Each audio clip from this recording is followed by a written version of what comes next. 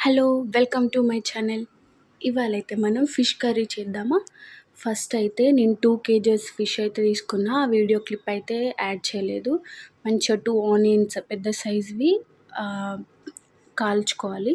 తర్వాత 2 tomatoes and 4 పచ్చిమిర్చిలేసుకోండి. Next కాల్చిన onions ఉంటాయి కదా! అవి కూడా మిక్సీ జార్‌లో ఏసేసుకొని మంచిగా మిక్సీ పట్టి మెత్తగా పేస్ట్ లాగా చేసేయండి. ఎందుకంటే ఇట్లా ఆనియన్స్ ఇట్లా కాల్చేస్తే చాలా టేస్టీగా ఉంటది కర్రీ. అందుకనేసి కాల్చుకోమని మన పెద్దలు అందరూ అట్లనే చేస్తారు కదా! చూడండి ఇలా మెత్తగా పేస్ట్ చేసేయాలన్నమాట. నెక్స్ట్ ఒక ఫిష్ బాగా ఉడకాలంటే ఒక మంచి పెద్ద ఫిష్ కర్రీ వండే గిన్నెలు కూడా ఉంటాయి. అవి తీసేసుకోండి. తర్వాత ఆయిల్ ఏసేయండి. నేనైతే ఇక్కడ నేను వాడే పావు అంటారు దాన్ని. దాంతోని 4 పావులైతే పోసుకున్నాను ఆయిల్. నెక్స్ట్ అది కొంచెం వేడయ్యాక ఇందాక నేను ఆనియన్, పచ్చిమిర్చి, టమాటో మిక్సీ చేసి పట్టాను కదా! అది ఏసేసుకోండి ఆయిల్ కొంచెం హీట్ అయ్యాక. ఇప్పుడు స్టవ్‌ని మీడియం ఫ్లేమ్‌లో పెట్టుకొని కలుపుతూనే ఉండాలన్నమాట. ఎందుకంటే ఇక్కడ మాడిపోయే ఛాన్స్ ఉంటది కాబట్టి. అవి మాడిపోతే మాత్రం కర్రీ టేస్ట్ అనేది పాడవుద్ది. సో, దగ్గర ఉండి మీడియం ఫ్లేమ్‌లో పెట్టి టమాటో, ఆనియన్ ఈ గ్రీన్ చిల్లీస్ పచ్చి వాసన పోవాలి. అండ్ ఇలా కలర్ చేంజ్ అవ్వాలన్నమాట. బ్రౌనిష్‌కి ఆర్ రెడ్డిష్ అట్లా కలర్ చేంజ్ అయ్యాక ఇప్పుడు ఆయిల్ చూడండి పైకి తేలుతుంది కదా! ఆ టైంలో మనం ఏం చేయాలి, ఇంకా పసుపు యాడ్ చేసుకోవాలి. నేనైతే ఇక్కడ నా స్పూన్‌తోని స్పూన్ వేసుకున్నా. నెక్స్ట్ చిన్న ఆనియన్ సైజ్ అంత అల్లం వెల్లుల్లి పేస్ట్ వేసేసుకున్నా.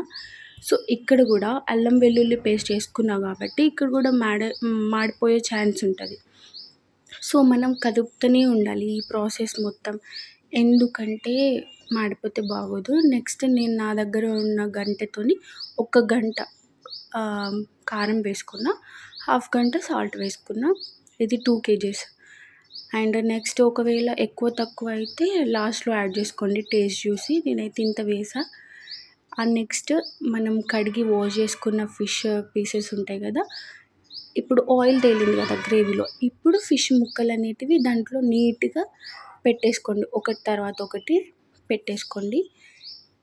అండ్ నెక్స్ట్ ఈ ప్రాసెస్ అయితున్నప్పుడు కూడా సిమ్‌లోనే ఉండాలి స్టవ్. ఆ తర్వాతకి ఈ ముక్కలన్నీ 1 బై 1 పెట్టేసాక ప్లేట్ క్లోజ్ చేసి ఉంచండి. ఒక 5-6 మినిట్స్ అయితే చాలు.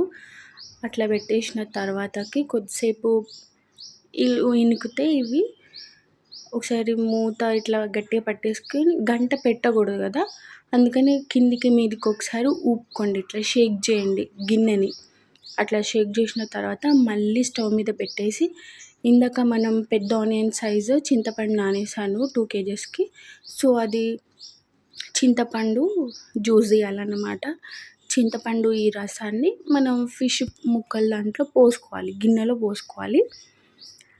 అండ్ నెక్స్ట్ ఇక్కడ గుర్తుపెట్టుకోండి ఎప్పుడైనా సరే ఫిష్ ముక్కలైనా, చికెన్ అయినా, మటన్ అయినా కొంచెం గ్రేవీ లాగా వండేటప్పుడు ముక్కలనేటివి మునగాలి. మన గిన్నెలో పీసెస్ అనేది బయటకి కనపడొద్దు. మునిగిపోవాలి అట్లా. నేను ఇప్పుడు చూపిస్తున్న విధంగా మునగాలి. నెక్స్ట్ ఇప్పుడు హై ఫ్లేమ్ పెట్టండి మంటని. అట్లా 15-20 మినిట్స్ హై ఫ్లేమ్‌లోనే ఉంచండి. ఆ తర్వాతకి ఏం చేస్తారంటే మూత తీసి మళ్ళీ ఒక 15-20 మినిట్స్ ఉంచండి. తర్వాత నేను ఇక్కడైతే కొంచెం దగ్గరయ్యే టైంలో మెంతి పొడి యాడ్ చేశాను. అండ్ కొత్తిమీర యాడ్ చేసుకున్నాను. ఇక్కడ ఇంకా ప్లేట్ అనేది పెట్టొద్దు. మనం వండే గిన్నెలో ప్లేట్ అనేది పెట్టొద్దు. తీసే ఉంచండి. ఇంకా మస్తు గ్రేవీ వస్తది. ఎక్స్ట్రా ఏమైనా వాటరీ ఉంటే ఎవాపరేట్ అయిపోద్దన్నమాట.